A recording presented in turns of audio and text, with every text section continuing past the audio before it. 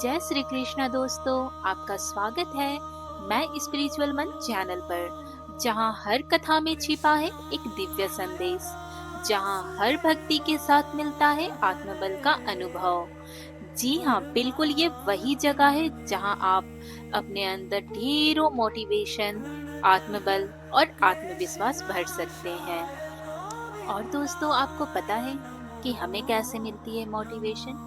हमें मिलती है मोटिवेशन आप लोगों को ये स्टोरी सुनाने से।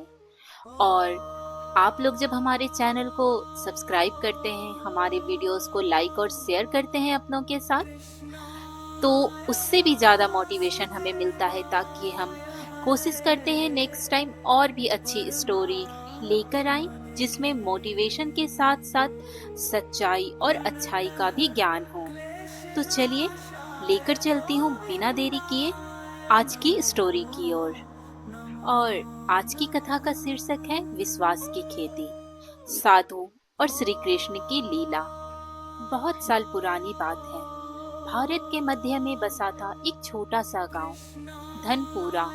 चारों ओर हरे भरे खेत, तालाबों में चमकता पानी और मंदिर की घंटियों में गूंजती भक्ति की ध्वनि। गांव के लोग सीधे सच्चे थे, पर धीरे धीरे उनके मन से भगवान के प्रति विश्वास कम होने लगा था, क्योंकि कई वर्षों से बारिश समय पर नहीं हो रही थी। लगातार तीसरे साल भी जब बारिश नहीं हुई, तो खेत सूख गए, तालाबों में दरारें पड़ गईं। लोगों के चेहरों से उम्मीदें जैसे गायब हो चुकी थी। गांव के चौपाल पर रोज बहस होती, अब भगवान भी हमारी नहीं सुनते। कितनी पूजा की, कितने व्रत रखे, फिर भी कुछ नहीं हुआ। हर कोई अपने दुख में उलझा था। बस एक बूढ़ा आदमी था, जो कि साधु था, साधु रामदास, जो रोज सुबह खेत जोतने निकल जाता। यह देख लोग उसके मजाक भी उड़ाया करते थे। उसके पास कोई फसल नहीं थी, फिर भी वह हल चलाता, बीज बोता और कहता, ये धरती माँ है, इसे छोड़ देना पाप है। गांव के लोग उसका मजाक उड़ाते, अरे बाबा, बारिश तो होगी नहीं, तुम पागल हो क्या? रामदास मुस्कुराता और कहता, जब बीज विश्वास का बोओगे तभी फल मिलेगा। आज लोग उसका मजाक उड़ा रहे, ऐसा नहीं था। पहले भी उसका मजाक लोग अक्सर उड़ाया करते, जब भी वो बूढ़ा साधु खेत जोतता था। कहते, अरे बाबा, खेती से क्या मिलेगा, जब तप करो, भगवान का नाम लो। साधु मुस्कुरा देता, ये हल ही मेरा जप है, ये बीज ही मेरी भक्ति है। वह रोज मिट्टी में हल चलाता, पौधों को जल देता और कहता, भगवान हर कर्म में बसा है, बस मन से देखो। पर एक दिन संकट और बढ़ गया। तालाब का पानी सूख गया, मवेशी मरने लगे, बच्चे बीमार पड़ गए। लोग अब पूजा पाठ छोड़कर सिर्फ शिकायतें करने लगे। पर साधु रामदास हर सुबह खेत जोतता रहा। उसके पास बस एक टूटी हुई मटकी, एक हल और दो बूढ़े बैल थे, लेकिन आंखों में वही चमक थी जो विश्वास से जन्म लेती है। एक शाम अचानक आकाश काला हो गया, बिजलियां चमकने लगी, पर बारिश नहीं हुई, बल्कि रेत का तूफान उठा, जिसने पूरे गांव को ढक लिया।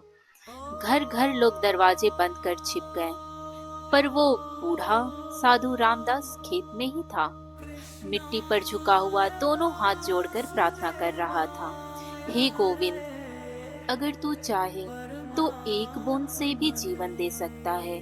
मैं बस तेरा सेवक हूँ, अपनी सेवा पूरी कर रहा, मेरी विश्वास में टूटने देना। तभी हवा थम गई, पहली बूंद गिरी सीधे उसके माथे पर, फिर धीरे धीरे झमाझम बारिश शुरू हुई।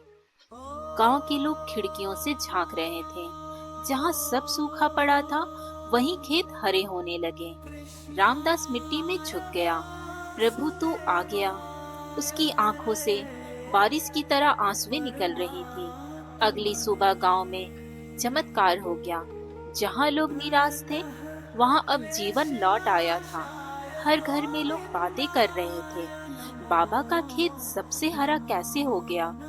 गांव वाले कह रहे थे, उनका तो खेत बंजर था। सब दौड़कर उनके पास पहुंचे, बाबा आपने क्या किया? साधु रामदास बोले, मैंने सिर्फ कर्म किया, बाकी भगवान ने किया है। तभी खेत के कोने से एक बालक आता दिखा, जिसके शरीर से एक दिव्य चमक फूट रही थी। सिर पर मोरपंख, हाथ में बांसुरी। वो बिल्कुल साधारण बालक नहीं लग रहा था।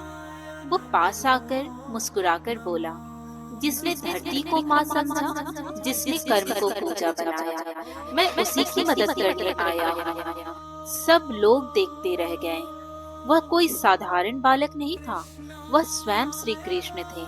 उनके कदमों के निशान से फूल उगने लगे। वह बोले, विश्वास वह बीज है जो कर्म की मिट्टी में बोया जाए तो भगवान की कृपा स्वयं वर्षा बनकर बरसती है।